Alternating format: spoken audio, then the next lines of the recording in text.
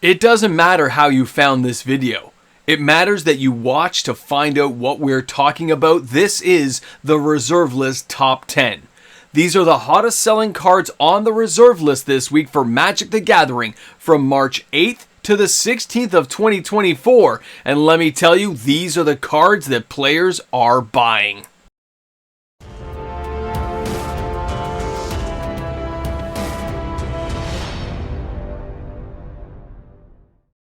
Welcome back, everyone. MTG Moxman here, the host that covers the reserve list like no one else. The place you come to find out what's going on with reserve list sales. Alright guys, we have so much to cover now. Before we do, a reminder, if you enjoy my content, you want to see more of the Moxman, hit that subscribe button, turn on the notification bells, and of course, you'll find my TCG player affiliate link in the description of this video. Click that link, help the channel out. Now let's take a look at the number 10 card. We're not messing around, we are diving right in with Badlands from Revised. 38 sales this week, or a total sales volume of $15,883. Now, this card has been uptrending. So have many of the other reserve list dual lands.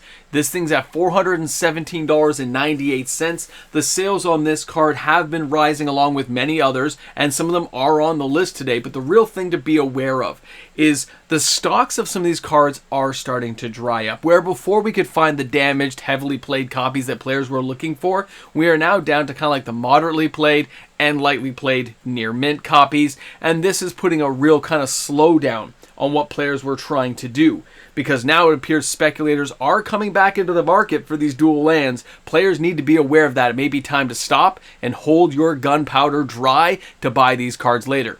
Now, our number 9 card is Tropical Island Revised Edition. This one's kind of a surprise. I didn't expect it to be here with the 44 sales. Now, this card still, that's $521 is the average price. The 44 sales equates out to $22,967.12. Now, the difference with this card compared to Badlands, I'll be honest, this one still had a few heavily played copies that managed to be found and sold, okay? So selling 6 or 7 copies where you can get them for like 400 and change made a real difference in how players decided to buy the cards this week. And I think that's the reason we're seeing the sales a lot higher on a card like this, which is a blue mana-based dual land. They're usually very expensive. They usually cost a lot of money. But you're going to notice something in today's top 10. There is a lot of mana-based cards on the list. So don't be surprised you're going to see more, because guess what? We're going to see one right now. And our next one comes to us from Alliances. That's right, guys. We are stopping in and talking about the Lake of the Dead. Some of the best artwork ever created for Magic the Gathering. This card is just amazing to look at, and I'll never get tired of it, which is kind of awesome. 49 sales this week. This card's averaging $82.39 US. That's only $4,037 in sales volume. That's the crazy thing, right? That's just like a few of the other dual lands I've already showed you. Just a couple. If we had 49 of Tropical Island, we'd be at like 30K. This is nuts to think that we can get these kinds of values and this kind of deal on something like a Lake of the Dead. And yes, people are buying the better copies.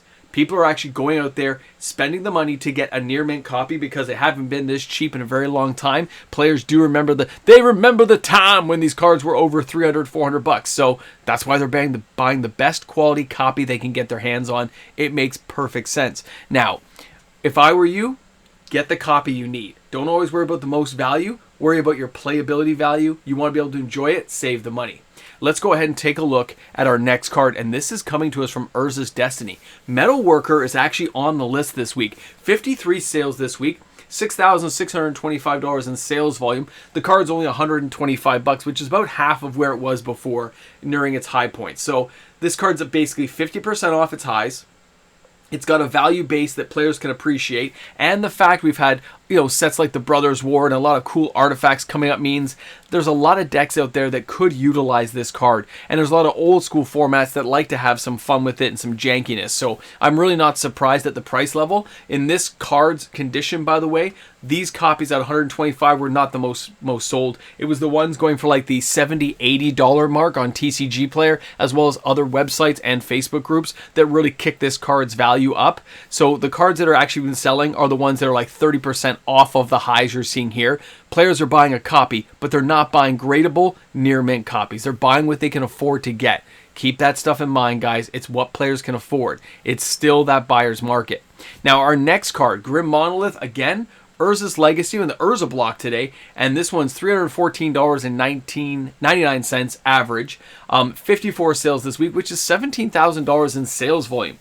This is a card, again, I didn't expect to see here, but thanks to Retro for sending me some data there in the Discord, and when I took a look at this, I started looking at the other sales and put some emails out there. Yes, this card is actually starting to appear on some wish lists. People want it for their infinite mana combos. And of course, MTG Finance can recognize the value of a card like this. Now, here's the interesting thing. Although it's not noted in this video, a whole bunch of the Championship Edition cards have also sold. Like a couple of hundred copies. Now, it doesn't count for this video, but I want to make players aware of it since you're here. Now, our next card coming to you is going to be, that's right, the Cradles Saga, another mana-based card. This thing had 59 sales to take the number 5 spot, but that's over $50,000 in sales volumes. This was on the list a couple of weeks back, and I thought that was all we were going to see. But it looks like this card at $849.99, and the way it's kind of uptrending now, you can see the tail going up in the overall value. I want to explain something about this card for players out there who may not be aware. Yes, it's an epic card. It's amazing. But players are not paying cash value for this, okay? Understand that, please. They are taking a whole bunch of trade value, and they're trading into this card. So LGSs that have it and have it sitting on the books forever are taking a whole bunch of modern and standard staples right now. They're trading up to this card with like $100 or $200 in cash kind of added in to finish the deal. Very interesting to see how much trades are going on to get their hands on that Cradle. But remember this, after those Cradles are gone, they usually don't come back.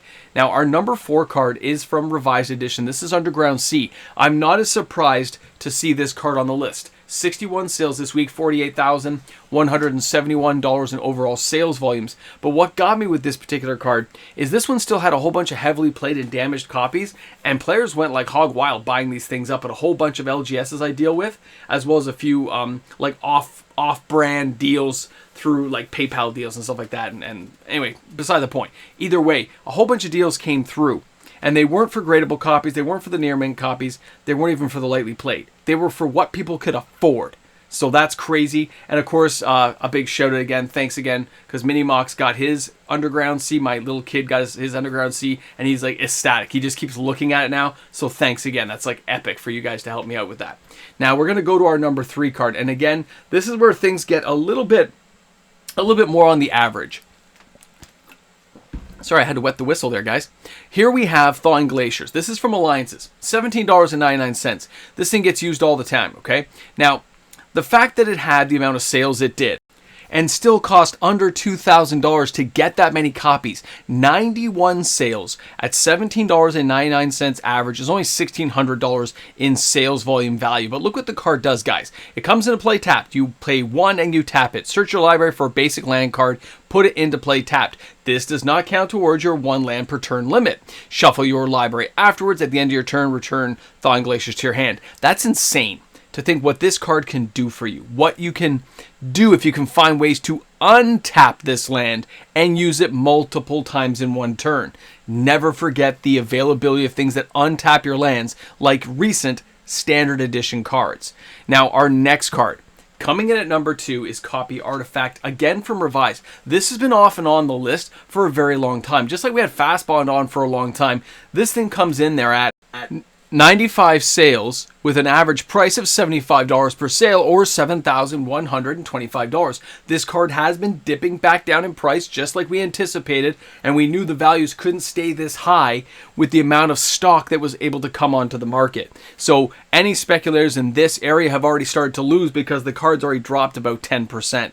The fact that this card has had as many sales as it has, and the fact we know if you wait longer that more stock comes to market, meaning this card's that much more affordable, has driven down the overall amount of sales volumes. It's still a popular card, people are still buying it, but they recognize it's going to get a lot cheaper to buy very quickly. You might as well wait 6 months and pick it up later for any commander decks you may be looking for, or any vintage old school kitchen table decks. Now, our number 1 card, of course, when I think of this, I think of Bloomborough right away, and that is the Deranged Hermit, Urza's Legacy. Commander decks love this thing. 122 sales. That's only $5,302. Yes, it's been going up in overall value. This isn't a $16 card like it was a year ago to the day. It's basically tripled in value.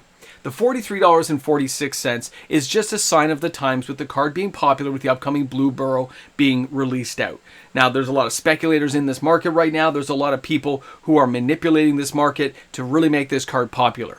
The fact that you can wait this out and pick these cards up later, as a common sense player, I say go with your budget. Don't overpay. You need what? 1 copy? 4 at the most, and you can just let this thing ride it out. You can save 50% of your sale volume if you just wait a year to buy this card, okay? It's going to go down in price. I love the card. It's epic, and I know players want to play with it, but I think waiting a little while longer is not going to hurt you, so just be calm, be patient, save that money. When you take a closer look at the overall sales volumes we've had today, and you look at things like Deranged Hermit, Copy Artifact, those cards are riding on waves of popularity due to upcoming releases or cards or decks that are already created. They go in waves, which means the values will always go in a wave. They are going to go lower, but probably not as low as they've ever been before. It seems like the wave just slowly kind of ebbs and goes up little tiny bits. And it seems to hold. Because we all know Copy Artifact's not as cheap as it was 5 years ago. Deranged Hermit, same thing. But unlike other Magic cards on the lower end of the spectrum, even when new stock comes to market, yes, it drives the prices down, but only to a certain level. Because I think players have started to realize they build a new deck, they don't want to have to get a new copy of a card every single time. They'll rotate it a few times into different decks, but it gets annoying. And then they say, I'll just spend the $50 and get myself a beat-up copy of Copy Artifact. I'll buy 2 Deranged Hermits just in case. That kind of simplistic way of looking at how you spend your money and just saying, it's not worth my time and effort to switch out double sleeve, triple sleeves, remember which decks I took cards out of. I'm just going to go ahead and buy multiple copies. This is becoming a new phenomenon that seems to really be hitting up there because Copy Artifact selling groups of 4, that's not speculators, that's players buying 4 copies. When I see somebody hitting up 20 copies, that's when I know it's a speculator trying to corner the market, get in a little bit of extra juice just in case some value comes around. Now, with the dual lands and all the air cards we saw on the list today, the most oddball entry has to be the Metal Worker. I really didn't expect to see that here, and that one definitely seems to be speculation. I'll tell you that right now. Because one person bought like 30 copies. That's not a normal amount for me to see have a sales volume of. 30 copies of one bet, that's a lot, okay? You're hitting the horse, you're hitting the ponies hard. Think you're going to come out ahead at some point later on. And I get it. You can get it cheap right now, why not? It's their money, but it's good to know that this wasn't because of some super new created deck or the idea of something coming along. This is somebody's taking a chance, okay? So either way, thanks again for hanging out. Thanks for being here for today's video. I hope you guys enjoyed it and had a good time while you were here and took a look at some amazing reserve list cards. I will see you guys on, of course, the live stream, 6:30 Eastern Standard Time. I look forward to spending some time with you guys all. I hope you can stop by the channel and hang out with me, okay? Have a great one, guys. We'll see you later. Oh, yes. You're at the end.